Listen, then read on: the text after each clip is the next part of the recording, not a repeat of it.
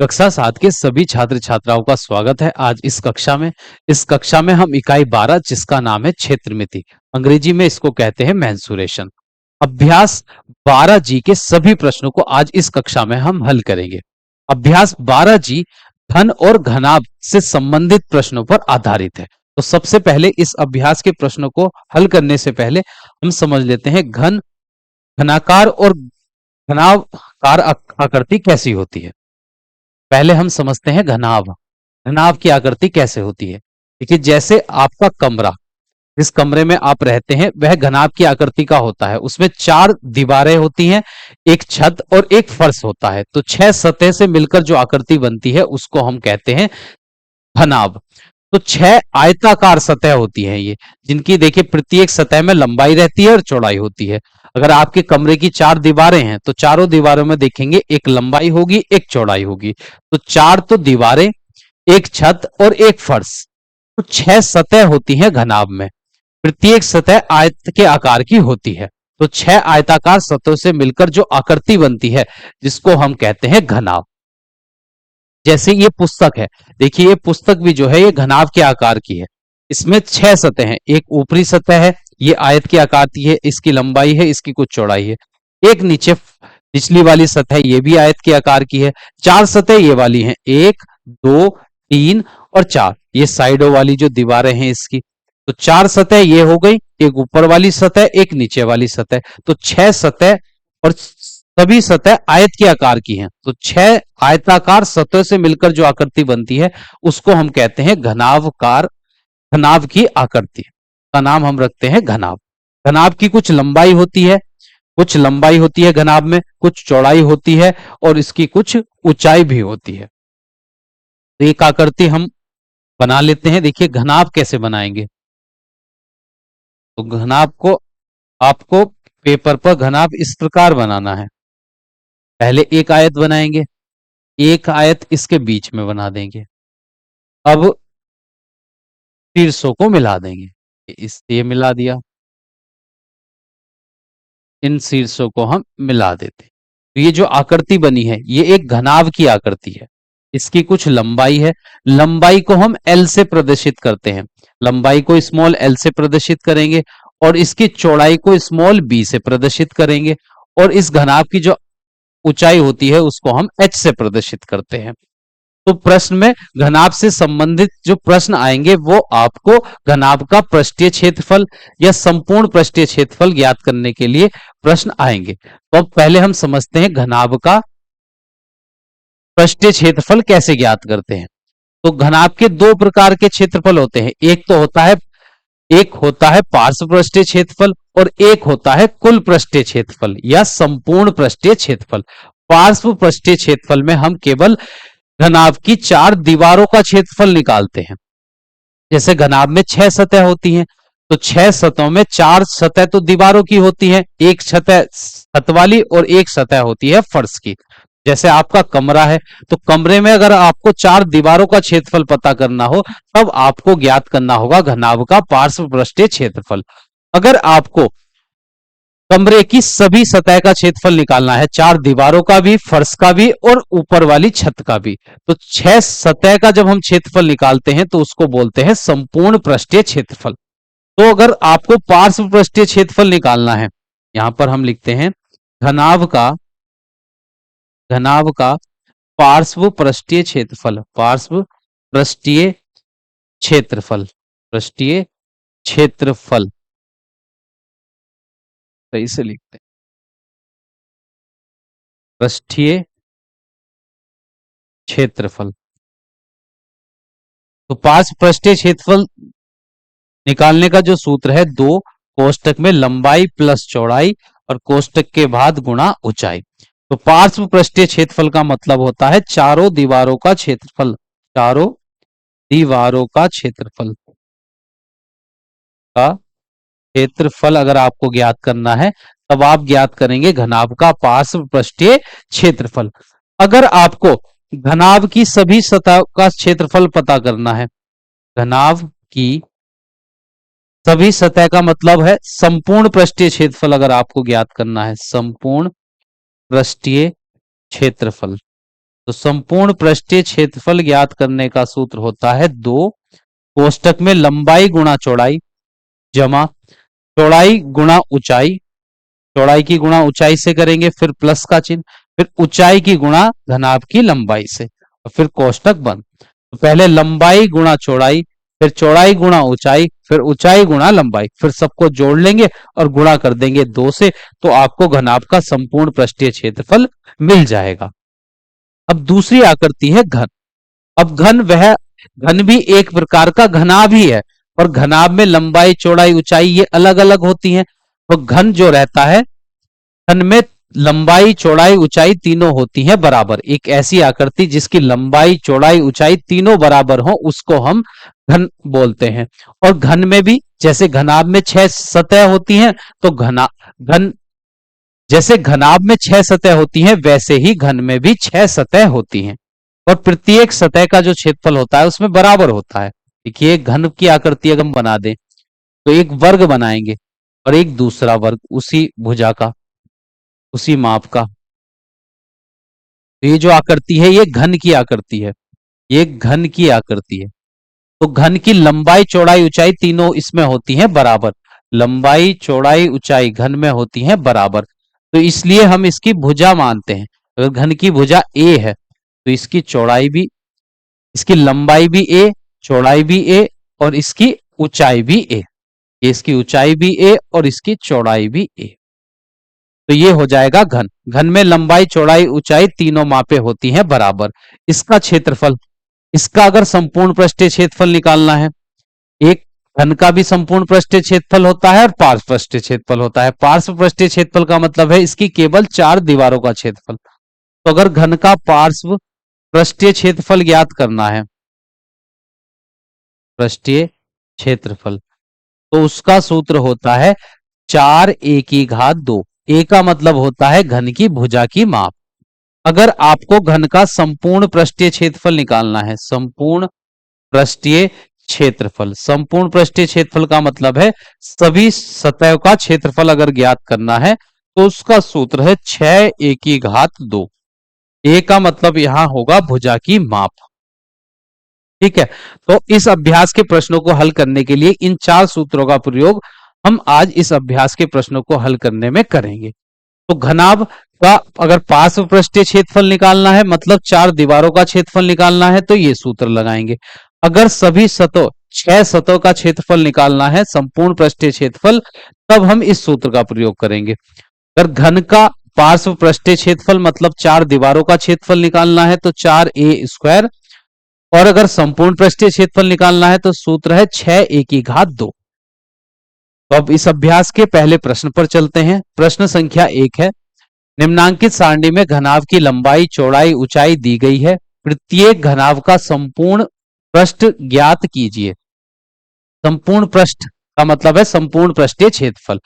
प्रश्न संख्या 1 में हमको कुछ यहां पर घनाभ की लंबाई चौड़ाई ऊंचाई दी गई है और उन घनाभ का संपूर्ण पृष्ठीय क्षेत्रफल ज्ञात करने के लिए कहा गया है। तो पहला सवाल है, प्रश्न संख्या 1 का पहला सवाल देखिए। अब पहला सवाल,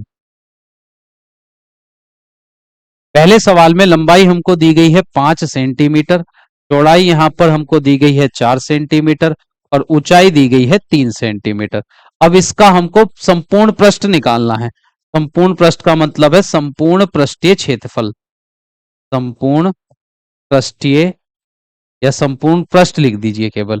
तो संपूर्ण पृष्ठ निकालने का सूत्र होता है घनाभ का 2 कोष्टक में लंबाई गुणा चौड़ाई प्लस चौड़ाई गुणा ऊंचाई प्लस ऊंचाई गुणा लंबाई। अब एक 2 कोष्टक के बाहर रहेगा तो लंबाई यहां पर है 5 सेंटीमीटर गुणा चौड़ाई है यहां पर 4 सेंटीमीटर, फिर प्लस का चिन्ह, फिर चौड़ाई की गुणा ऊंचाई से करनी है। चौड़ाई है 4 सेंटीमीटर और ऊंचाई है 3 सेंटीमीटर, फिर प्लस का चिन्ह। अब चौड़ाई ऊंचाई है यहां पर 3 सेंटीमीटर, उसकी गुणा करनी है लंबाई से, तो लंबाई है 5 सेंटीमीटर। अब सबकी गुणा कर लेंगे। देखिए 4 5 चौक हो जाएगा 20 और सेंटीमीटर की गुणा सेंटीमीटर से करेंगे तो वर्ग सेंटीमीटर, प्लस 4 तिया 12 वर्ग सेंटीमीटर, प्लस 3 पंजे 15 वर्ग सेंटीमीटर। अब सभी को जोड़ लेंगे हम। तो 20 20 और 12 यहां पर हो जाएंगे 32 वर्ग सेंटीमीटर, और 32 में जोड़ेंगे 15 तो हो जाएगा 47 वर्ग सेंटीमीटर। अब 47 वर्ग सेंटीमीटर की गुणा हम करेंगे 2 से, तो 47 दूनी हो जाएंगे 94। 47 दूनी 94 वर्ग सेंटीमीटर। तो इस घनाभ का जो संपूर्ण पृष्ठीय क्षेत्रफल आया है वह आया है 94 वर्ग मीटर, 94 वर्ग सेंटीमीटर आया है। तो हम यहां पर हमको लिखना था सेंटीमीटर, वर्ग सेंटीमीटर, और यही हो जाएगा इस प्रश्न का सही उत्तर। अब इसी प्रकार हम इस दूसरे वाले घन का भी संपूर्ण पृष्ठ ज्ञात करेंगे, दूसरे वाले सवाल का। देखिए दूसरे सवाल में लंबाई हमको दी गई है 6 सेंटीमीटर, चौड़ाई यहां पर हमको दी गई है 3 सेंटीमीटर, और ऊंचाई यहां पर हमको दी गई है 2 सेंटीमीटर। अब निकालते हैं संपूर्ण पृष्ठ। संपूर्ण पृष्ठ, संपूर्ण पृष्ठ ज्ञात करने का सूत्र है 2 कोष्टक में L B plus B H plus H L. तो लंबाई है यहां पर 6 की गुणा 2 से, चौड़ाई है यहां पर 3 प्लस, फिर चौड़ाई है 3, ऊंचाई है 2, प्लस ऊंचाई है 2 और लंबाई है यहां पर 6। अब ये सभी मापे हमको सेंटीमीटर में दी गई है, तो पृष्ठीय क्षेत्रफल हमको वर्ग सेंटीमीटर में मिल जाएगा। तो एक ही जगह लिख देते हैं यहां पर, 18 प्लस 3 दूनी 6 प्लस 6 दूनी 12 वर्ग सेंटीमीटर।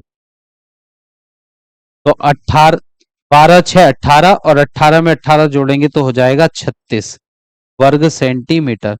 अब 36 की गुणा 2 से करेंगे तो हो जाएगा 72 वर्ग सेंटीमीटर, इस प्रश्न का सही उत्तर। अब इसी तरह अब तीसरे सवाल का भी पृष्ठीय क्षेत्रफल ज्ञात करेंगे।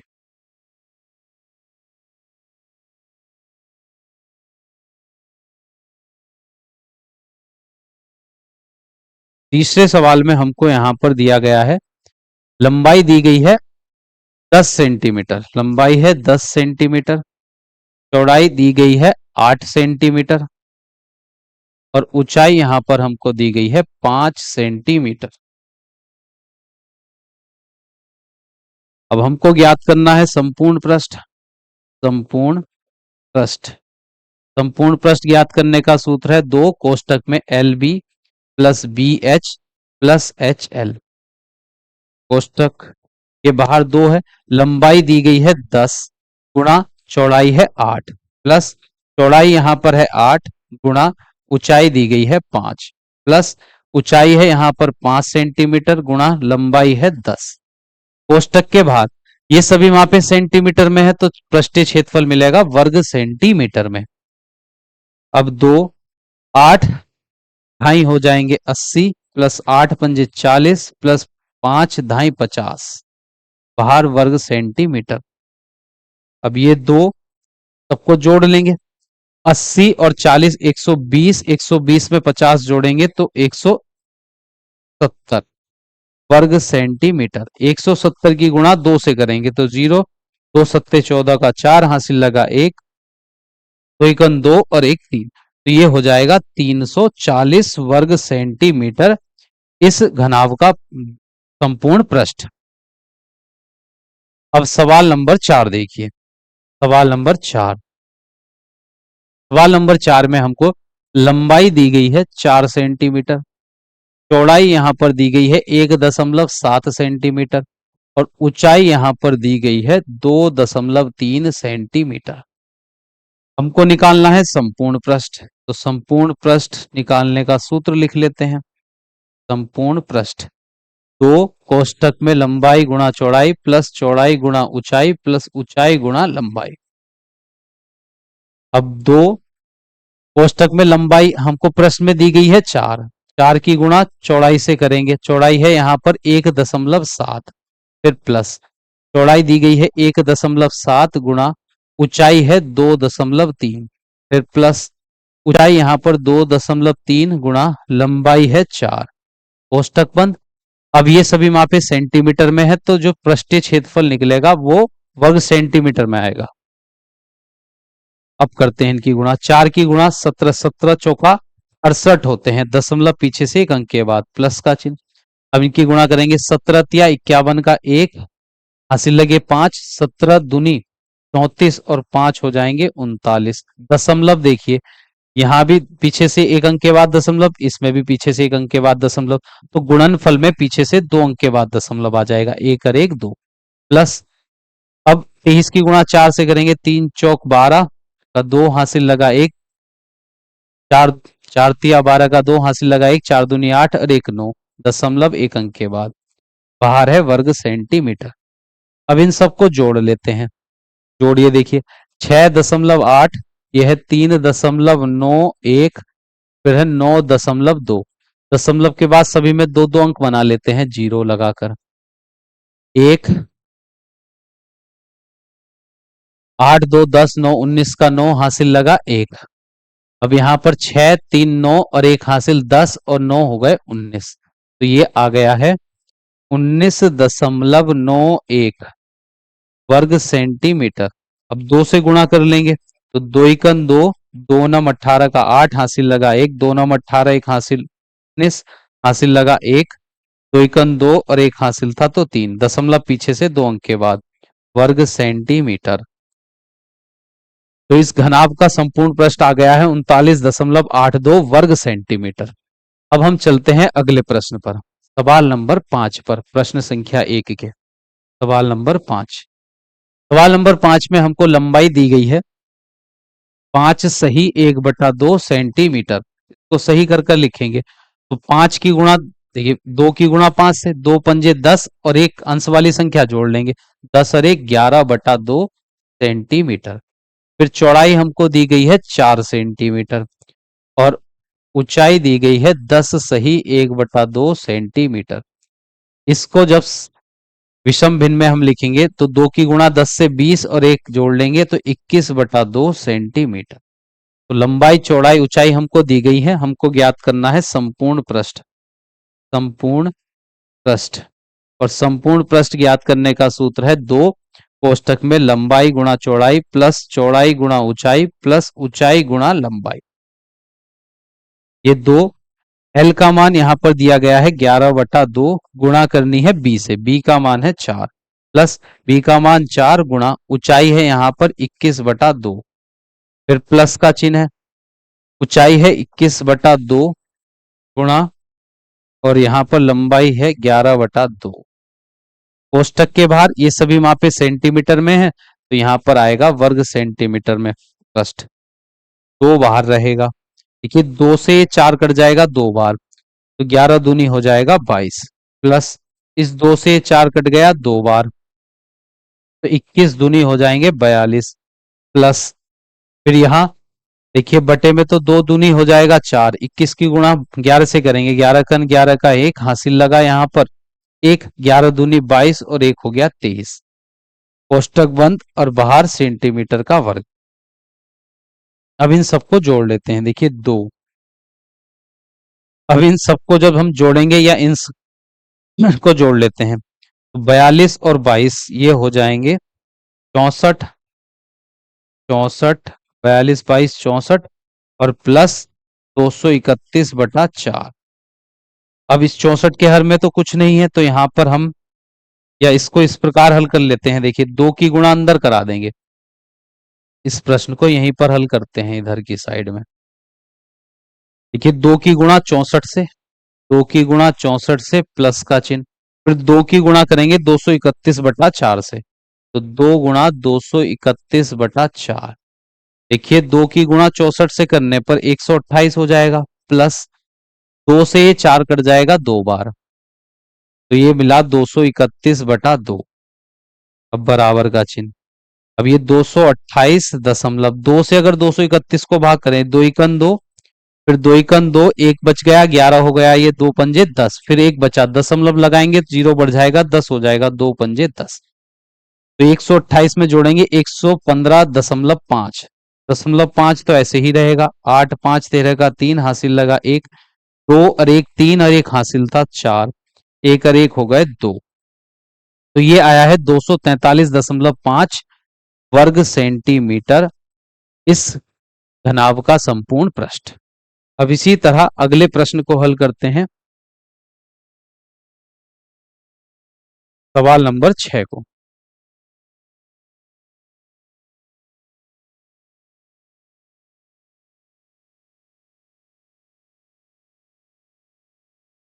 सवाल नंबर 6, यहाँ पर लंबाई हमको दी गई है 16 सेंटीमीटर, चौड़ाई दी गई है 8 सेंटीमीटर और ऊंचाई दी गई है 6 सेंटीमीटर। हमको ज्ञात करना है संपूर्ण पृष्ठ। संपूर्ण पृष्ठ, और संपूर्ण पृष्ठ ज्ञात करने का सूत्र है 2 कोष्टक में लंबाई गुणा चौड़ाई, चौड़ाई गुणा ऊंचाई प्लस ऊंचाई गुणा लंबाई।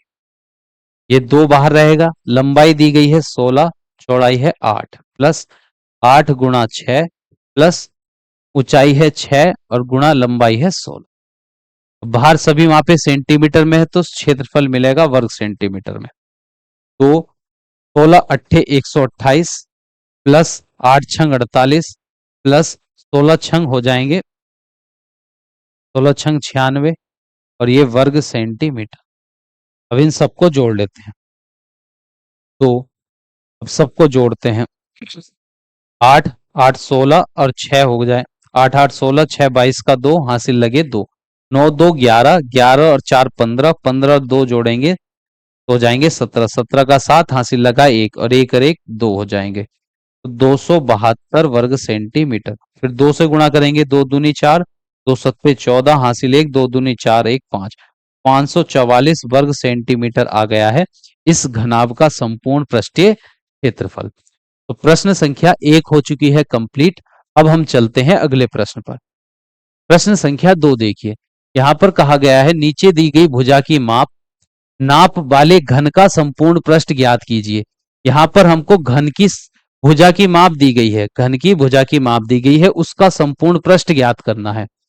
पहले वाले सवाल में हमको जो भुजा दी गई है, भुजा को हम ए से प्रदर्शित करेंगे, उसका मान है 18 सेंटीमीटर। अब घन का हमको संपूर्ण पृष्ठ निकालना है, घन का संपूर्ण पृष्ठ। और घन का संपूर्ण पृष्ठीय क्षेत्रफल ज्ञात करने का जो सूत्र होता है, तो केवल पृष्ठ ही लिखा रहने दी, वह होता है 6 a की घात 2। ए का मतलब होता है घन की भुजा की लंबाई।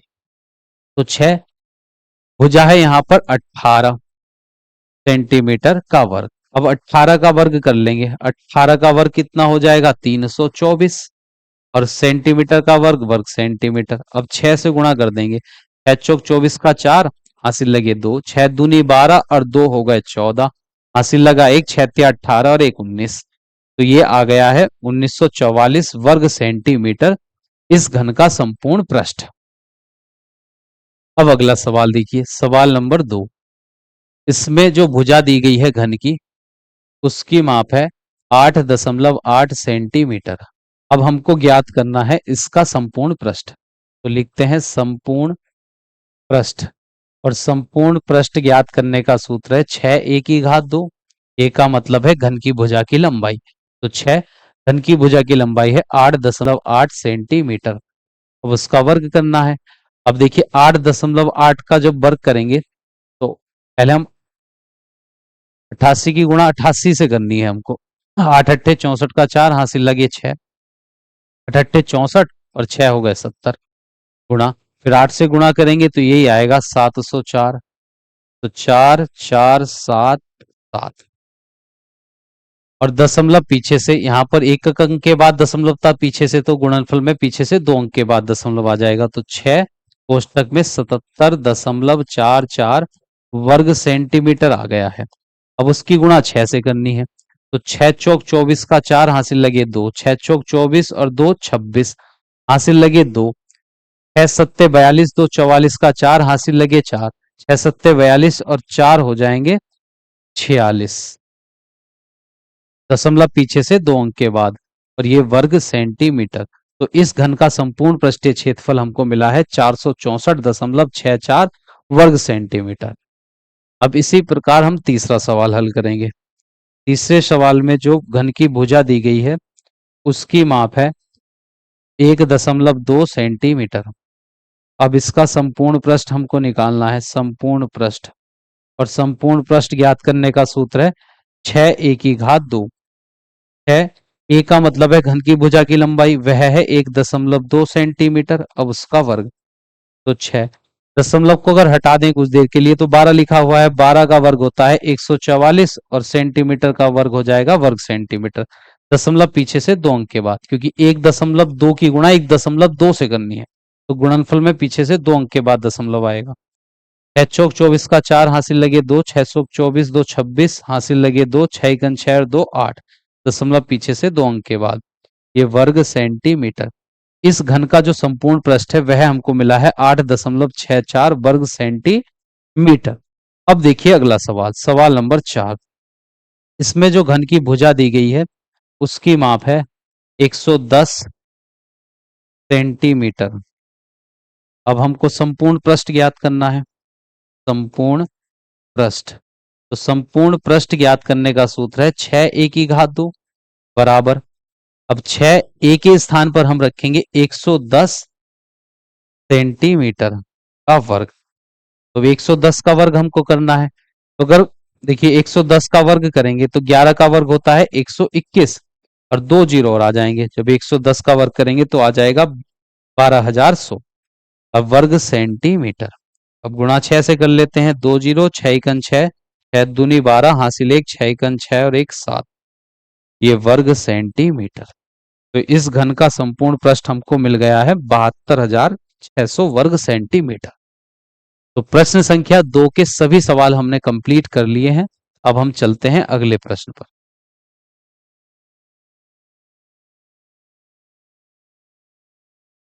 प्रश्न संख्या 3 देखिए। प्रश्न संख्या 3, दिए गए घनाभ के कुल पृष्ठ का क्षेत्रफल ज्ञात कीजिए। ये जो घनाभ की आकृति दी गई है इसका कुल पृष्ठ हमको ज्ञात करना है। कुल पृष्ठ का मतलब होता है संपूर्ण पृष्ठ हमको ज्ञात करना है। तो यहां पर घनाभ की जो लंबाई दी गई है वह है 4 मीटर। घनाभ की चौड़ाई कितनी दी गई है? देखिए घनाभ की चौड़ाई है 2.5 मीटर और ऊंचाई दी गई है 3.3 मीटर। अब हमको कुल प्रश्न निकालना है, तो लिखते हैं घनाभ का कुल पृष्ठ, कुल पृष्ठ। और घनाभ का कुल पृष्ठ ज्ञात करने का सूत्र हो जाएगा 2 कोष्टक में लंबा LB plus BH plus HL। ये बाहर 2 रहेगा, L के स्थान पर 4 की गुणा 2.5 से, फिर प्लस का चिन्ह, B के स्थान पर 2.5 गुणा, H के स्थान पर रखना है 3.3, फिर प्लस H के स्थान पर 3.3 गुणा और L के स्थान पर रखना है 4। ये सभी मापे मीटर में है, तो जो पृष्ठीय क्षेत्रफल मिलेगा वह वर्ग मीटर में मिलेगा। तो देखिए 4 की गुणा 25 से करेंगे तो 25 चौका 100, यहां पर दशमलव 1 अंक के बाद था तो पीछे से 1 अंक के बाद दशमलव आ गया, प्लस 25 की गुणा 33 से करें तो 25 या 75 का 5, हासिल लगे 7, 25 या 75 और 7 हो जाएंगे 82 दशमलव। 1 अंक यहाँ पर है दशमलव के बाद, 1 अंक यहाँ पर है पीछे से, तो 1 और 1 2, तो गुणनफल में पीछे से 2 अंक के बाद दशमलव, प्लस 33 की गुणा 4 से, 3 चौक 12, हासिल 1, 3 चौक 12 और 1 13, दशमलव पीछे से 1 अंक के बाद, और ये वर्ग मीटर। कोष्टक के बाहर 2। अब सबको जोड़ लेंगे यहाँ पर, यह है 10.0, 10.0, फिर है 8.25 के बाद है 13.2। अब सब दशमलव के बाद सभी में 2 2 अंक बनाने के लिए 0 बढ़ा लेंगे, तो ये 5 4 8 3 11 का 1, हासिल लगा 1 3, तो ये आ गया है 31.45 वर्ग मीटर। अब 2 से गुणा करते हैं, 2 पंजे 10 का 0, हासिल 1, 2 चौक 8 और 1 हासिल 9 दशमलव, फिर 2 एकम 2, 2 तिया 6 वर्ग मीटर। तो इस घनाभ का कुल पृष्ठ आ गया है 62.90 वर्ग मीटर। अब हम चलते हैं अगले प्रश्न पर। प्रश्न संख्या 4 देखिए। अभिषेक के कमरे की लंबाई 4 मीटर, चौड़ाई 3.5 मीटर, ऊंचाई 3 मीटर है। इस कमरे की चारों दीवारों का क्षेत्रफल ज्ञात कीजिए। इस बार हमको अभिषेक के कमरे की चारों दीवारों का क्षेत्रफल बताना है। तो हमको ज्ञात करना होगा, यहाँ पर कमरा जो होता है वह घनाभ के आकार का होता है।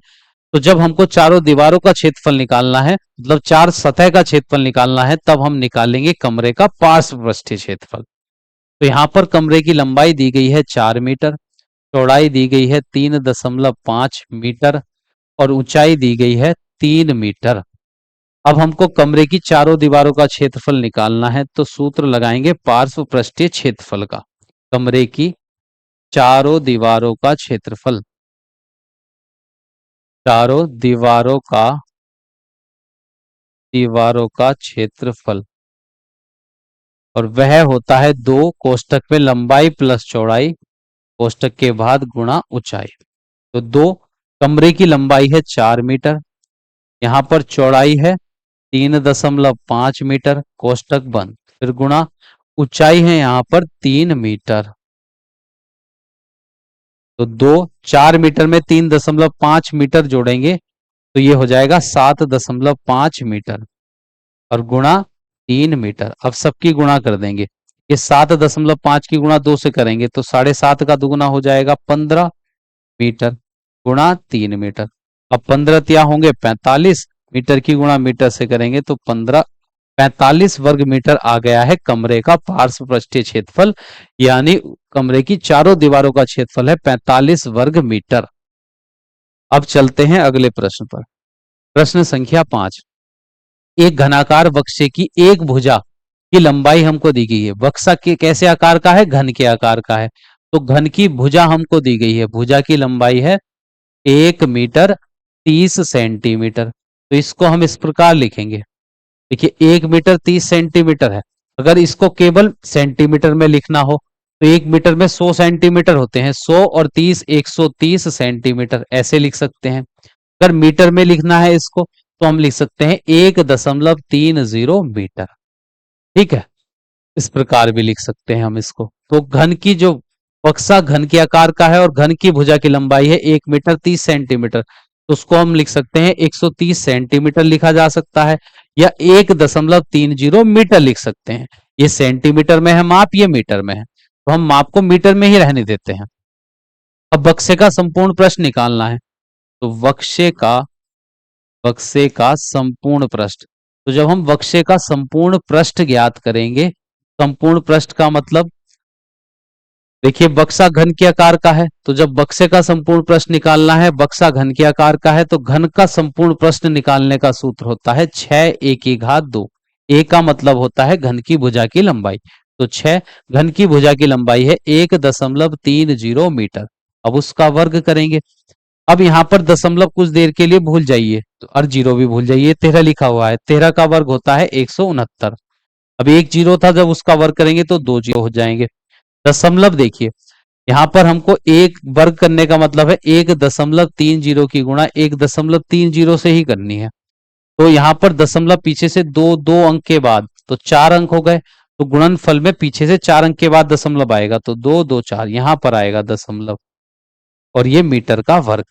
6 से गुणा और करनी है हमको, तो 0 0, 6 नम 54 का 4 हासिल लगे 5, 6 छंग 36।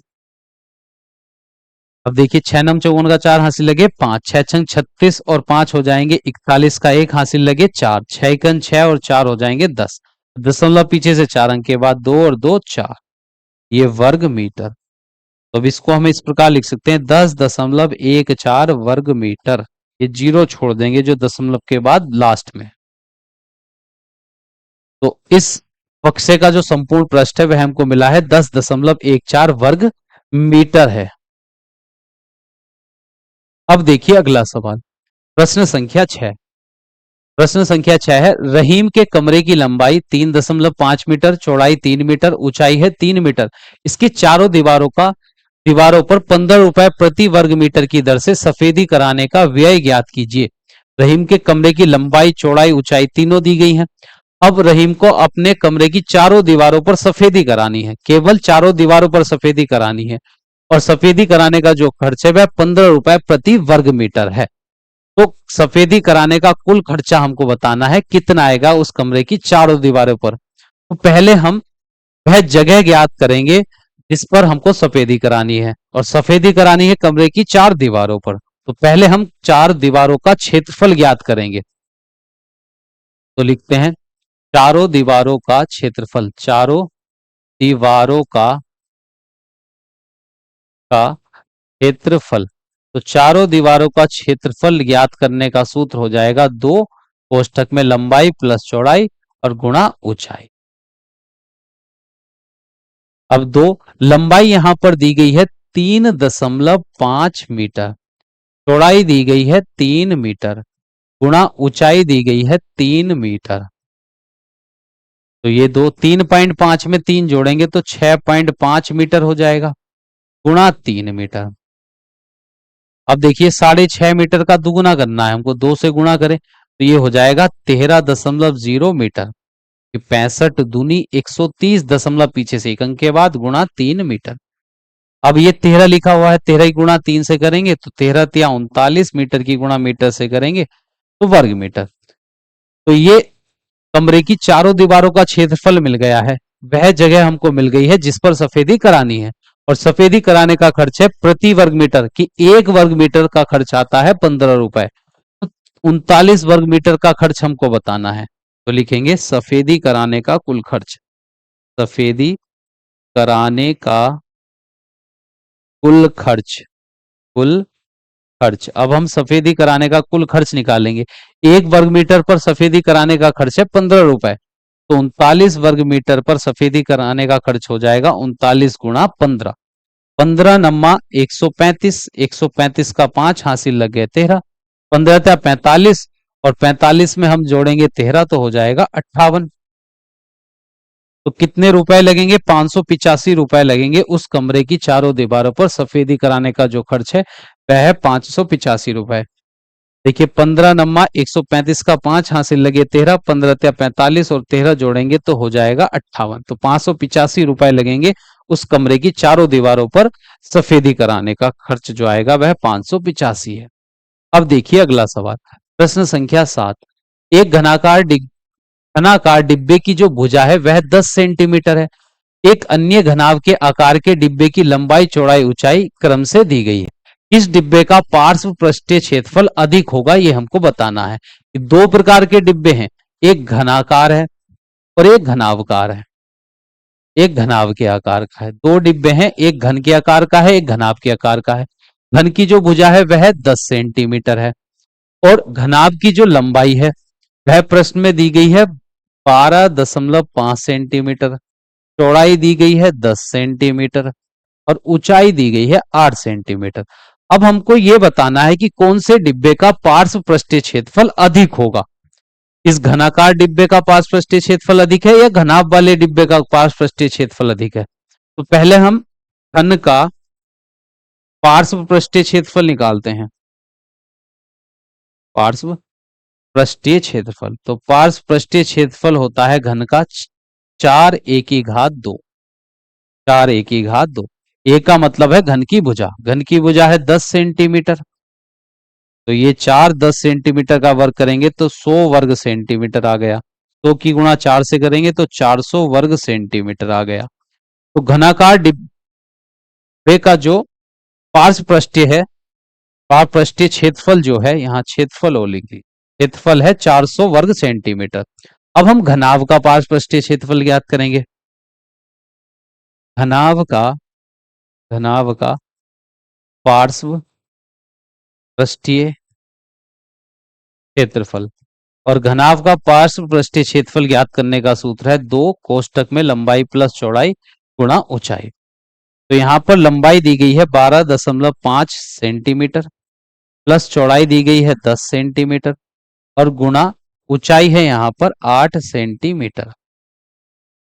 तो 12.5 सेंटीमीटर 12.5 में 10 जोड़ेंगे तो ये हो जाएगा 22.5, 22.5 सेंटीमीटर।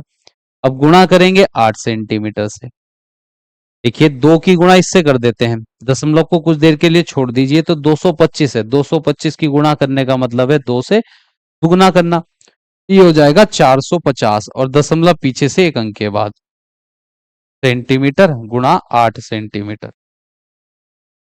अब गुणा करेंगे 45 की गुणा 8 से करनी है, 8 पंजे 40 का 0 हासिल लगे 4, 8 चौक 32 और 4 हो गए 36 और सेंटीमीटर की गुणा सेंटीमीटर से करेंगे तो वर्ग सेंटीमीटर। तो घनाभ के जो आकार का डिब्बा है उसका पार्श्व पृष्ठीय क्षेत्रफल है 360 वर्ग सेंटीमीटर, जबकि घन का जो पार्श्व पृष्ठीय क्षेत्रफल है वह है 400 वर्ग सेंटीमीटर। तो हमको बताना था किस डिब्बे का पार्श्व पृष्ठीय क्षेत्रफल कितना है और कितना अधिक है। तो पहले तो हमने कितना निकाल लिया कि दोनों डिब्बों का पार्श्व पृष्ठीय क्षेत्रफल निकाल लिया। अब हमको बताना है किस डिब्बे का पार्श्व पृष्ठीय क्षेत्रफल कितना अधिक है।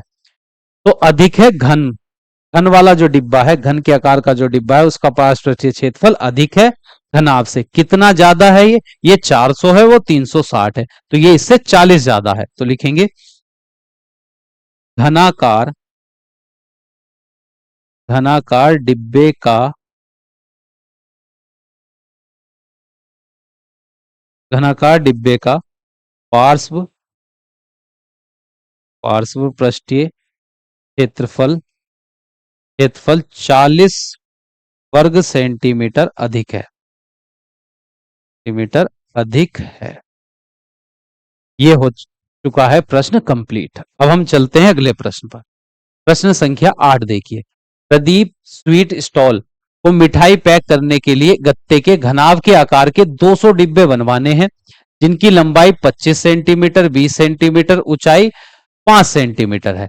यदि गत्ते का मूल्य 40 रुपए प्रति वर्ग मीटर है तो डिब्बे बनवाने की कुल कीमत ज्ञात कीजिए। एक प्रदीप स्वीट स्टॉल है जिस पर मिठाई पैक करने के लिए कुछ डिब्बे बनवाने हैं, और जो डिब्बे बनवाने हैं गत्ते के वे घनाभ के आकार के हैं, घनाभ की आकृति के आकार के हैं, और ऐसे उसको 200 डिब्बे बनवाने हैं।